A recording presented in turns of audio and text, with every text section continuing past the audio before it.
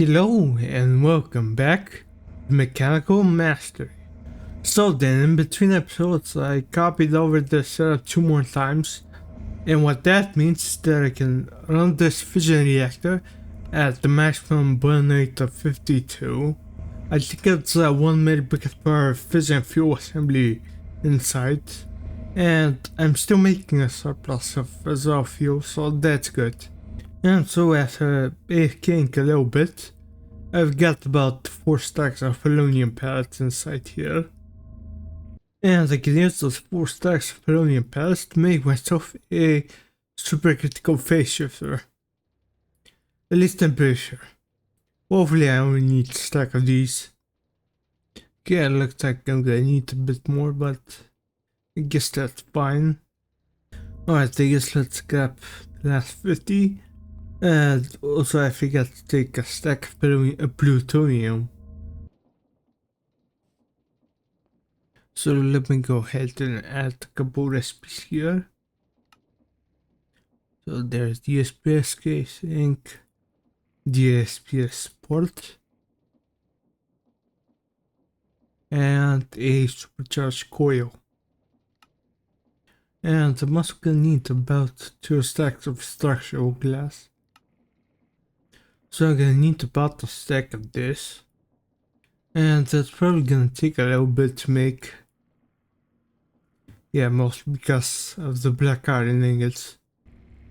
But that's not a problem for my time in the bottle. No, it actually seems like the problem is the caster here. So let's see. Let's grab a couple speed upgrades.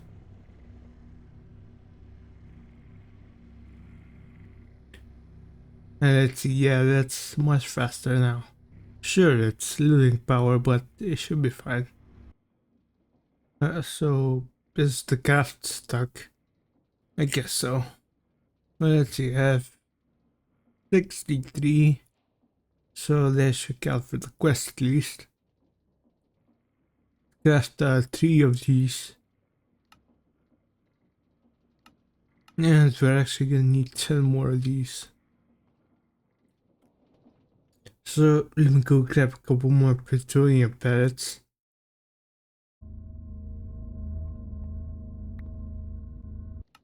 Let me get 9 more casings. And I think a single supercharged coil is gonna be fine.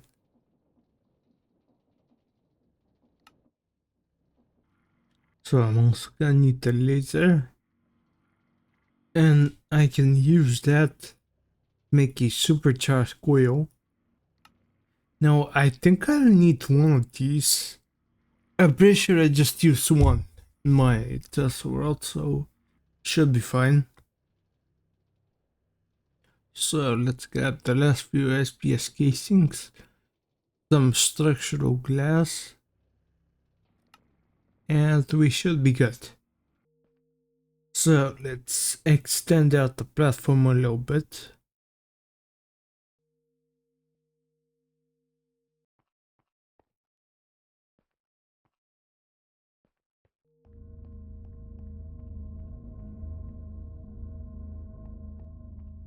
Alright, that should do it. Okay, this thing is a bit of a strange multi-block. So I think it's like this.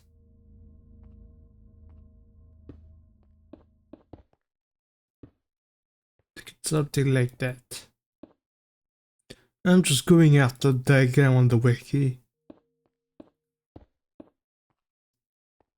So that looks correct. So let's add an SPS port here and maybe 1 in the back here. Now thankfully I don't have to use SPS casings to fill in the sides. I could just do that with structural glass. So this thing isn't super expensive to make, but then it should be something like this. Basically I just need to recreate the shape that's on the bottom there on the sides.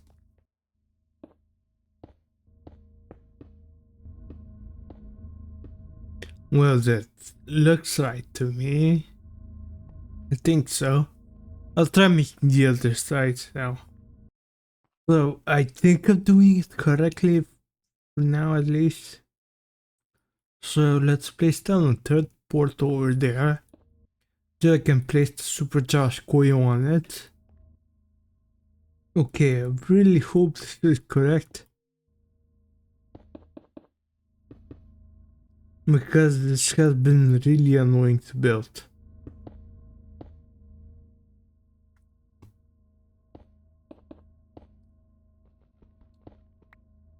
So I'm guessing that they're the final 4 corners.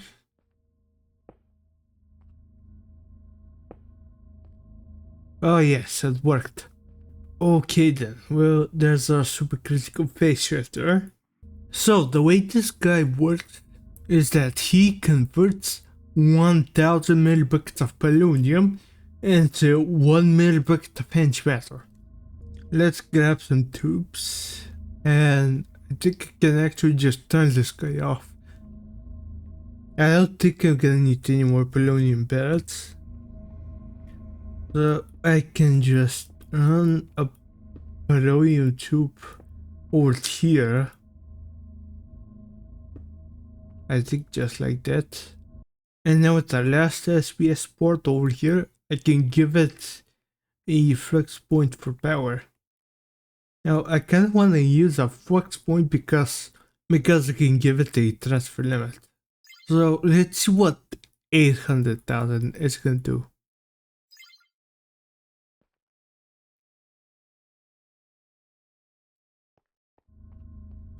Seems to be a whole lot of nothing. I think I kinda messed up here. Actually, you know what? I did mess up a little bit because actually the power needs to come inside this SPS port. Yeah, there you go. So yeah, it's looking like the speed is not gonna be enough. So let's see. Now at max speed, the turbine here is producing 1.8 million FE. So I do have a little bit of wiggle room. So let's try maybe just a million. Let's see how that works. Actually, you know what the problem is? It's this actually. Yeah, this guy can't bypass the limit either. Let's try that. Yeah, it doesn't seem like I'm producing enough power for this. Okay, so I guess we're gonna have to stop this for now. So I didn't really expect that my power output was gonna be the problem here. So I guess I'm just gonna let this guy run for a little bit and just use up some polonium. So actually now that it's empty, let's see, can I kinda keep up?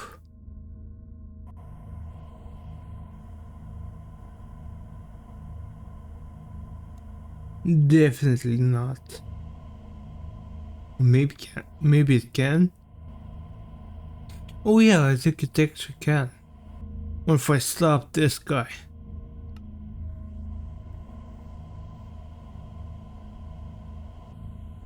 Alright, so I'll probably need to upgrade power even more after this. Anyways, let's put down a chemical crystallizer and give it a basic tube. Probably set to extract. And there we go, we've got 19 millibuckets of antimatter for now. Okay then, I guess I'm just gonna give this guy a flux point and just let him run the meantime.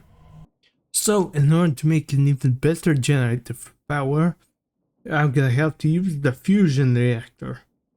So the fusion reactor is gonna require more polonium, but still less than the SPS because I'll need 1 polonium pellet for each casing instead of 4 like the SPS. So let's add another SPS. So there's the reactor controller, the frame, and the ports. There's also the laser focus matrix and the laser amplifier, as well as the laser itself. I'm also gonna need an electric pump, as well as it was some kind of upgrade. I forgot what it was exactly. Was yes, it was this, the filter upgrade. So this is gonna need 10 dust. So do I actually have 10? Yeah, I think I produce it here, right? I do. So in order to fuel the fusion reactor, I'm gonna need some deuterium and some tritium. Or tritium? Maybe tritium. Anyways, tritium is just lithium through a solar neutron activator. So I think we can just add one right here. And that's already making tritium. Of course, this is the easy part. Now the deuterium is gonna be the hard part. So for that I'll need an electrolytic separator, this time using heavy water. So as JI says over here, I'll need a electric pump with the filter upgrade installed. So let me just build a little pool of water over here.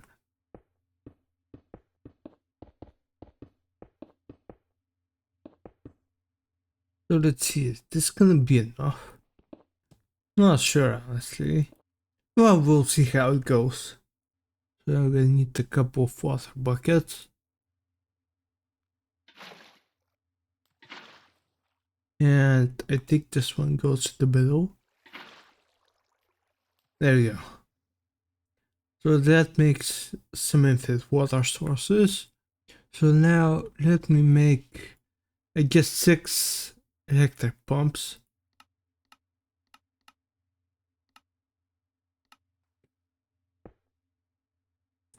I should have did the upgrades in the first. So there was a thing, but I forgot what it was called. Was it the gauge dropper?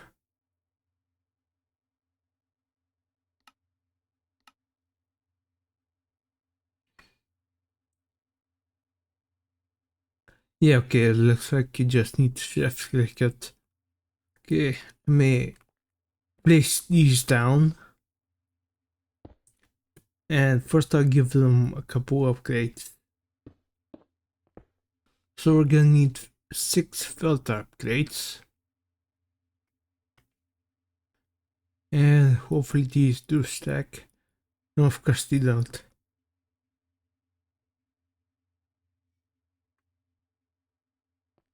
And I guess let's do all the other upgrades as well.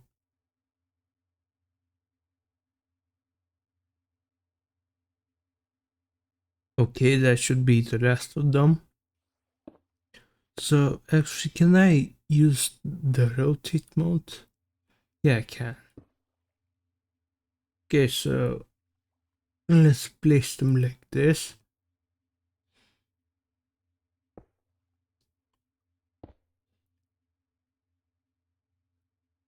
Then I have to rotate them inside.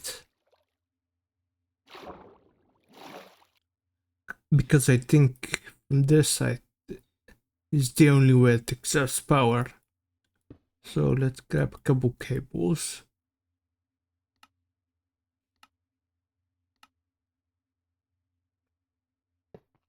Add in a flux point. And there we go, these guys are powered and they should be getting heavy water now. So I guess I'm gonna use a couple ultimate pipes.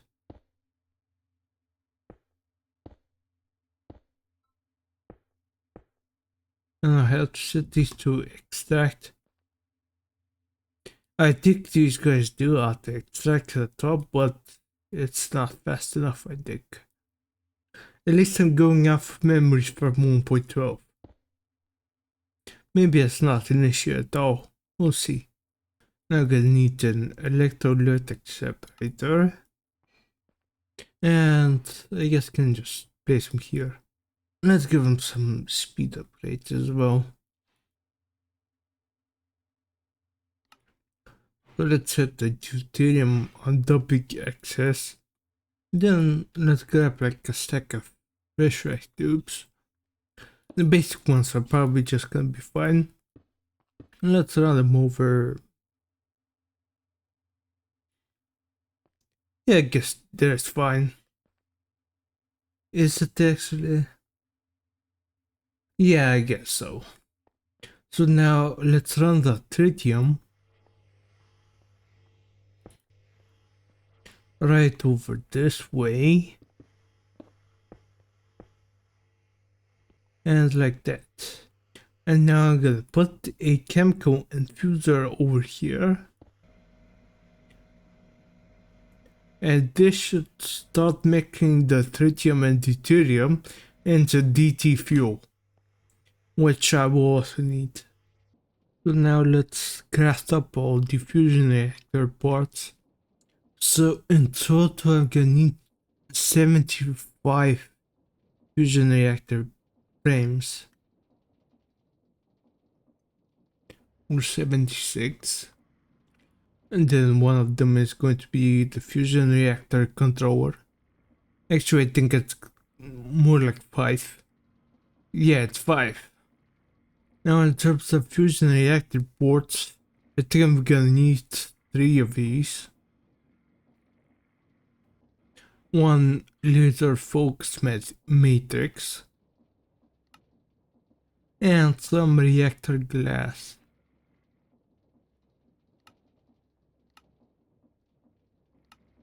And that should be everything. So let's start building. So first I'm gonna need a star.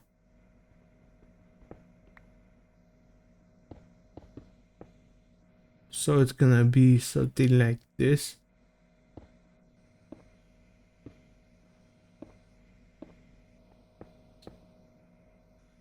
And now I'm gonna have to build a square without corners.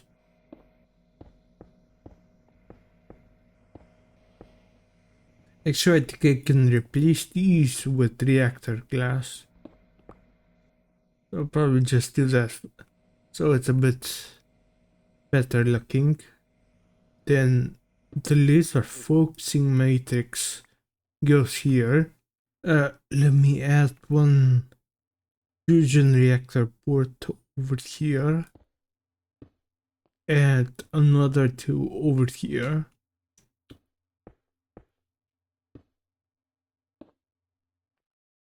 Wait, this looks a bit weird. Oh right, this layer needs corners.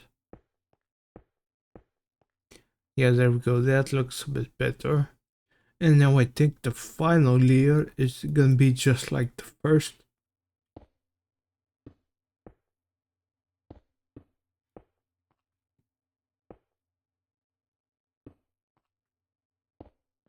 So it's gonna be like this.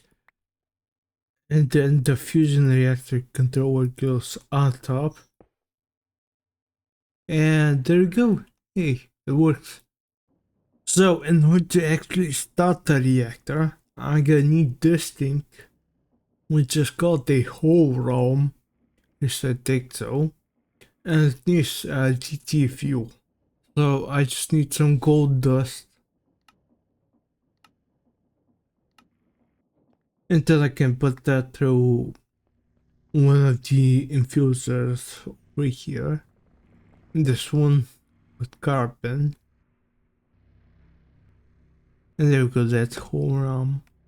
So I'm pretty sure that I just need to throw this guy in here to fill him up. There we go, ready for the action. So in order to actually start this guy up, I'll need to point some laser amplifiers directly into the focusing matrix. So I guess let's make like 4. Now let me set this guy to Sound detection normal, I think. I think that's how it needs to be. So let's add another one here. And as you can see, these guys are all storing their energy into this final one. And I think I can just place like a button or something here. Anyways, let's place one final one here. Okay, so they're all going into this one. So let's see, let's make a couple lasers. I guess let's start with like 10. And I have to place them facing the amplifiers. So I think it's like this. Then facing down. How does that work? Yeah, I think so. Okay. Though I wonder if there's, I don't know, some kind of wireless charger. Because I don't really feel like connecting all of these guys with cables. Though I guess I can't avoid that. Alright, so after a little bit of building, I should now have enough lasers. At least I hope.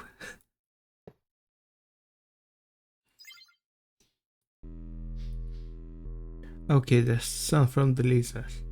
So basically I'm gonna have to let this guy charge up until he reaches 1 GFE here. So basically halfway. So until that happens, let me connect up the basic pressurized tubes so I can give this guy deuterium and tritium. And I guess the last thing is just to place down a flux block here. And it's already on a generators network.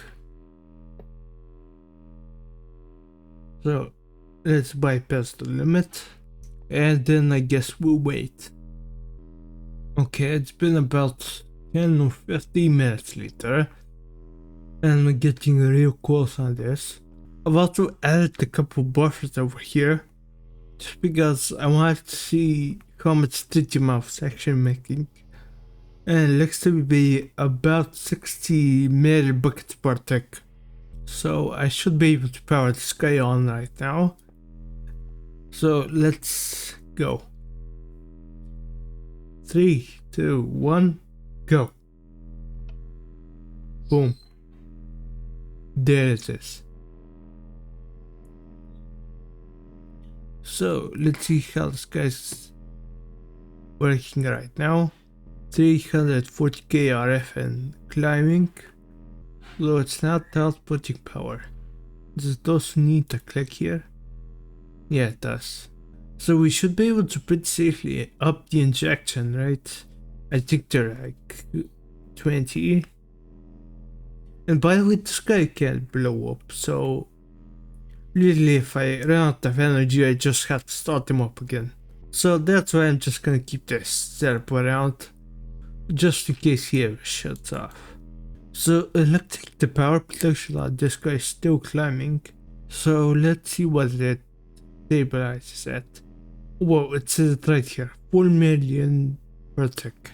So if I choose the injection rate to 22, does this change? Oh yeah, it's 4.4 now. Okay, so 4.4 million. And is it having any issues here? No and no. Okay, that's good. Okay, now that I know that my max production is 4.4 million, let's increase this guy a little bit.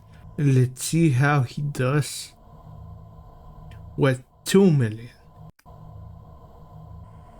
Oh, with 2 million, this is actually going down.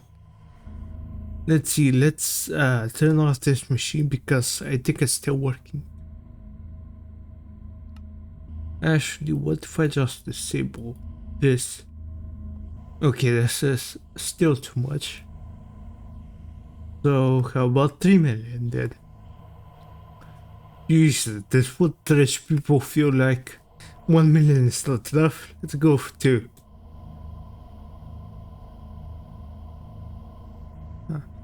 Even 3 million is not enough then. Oh, it is. Okay. Yeah, okay, 3 million is enough. Yeah, let's going up a bit faster. So anyways, let's do some quick math here. So I have a burn rate of about 52 millibuckets per tick. Let's go with 50 millibuckets. So I'm making 50 millibuckets of nuclear waste here, and that's becoming 5 millibuckets of polonium. Since I need 1,000 for this, that means that I'm making about 1,000 every 200 ticks.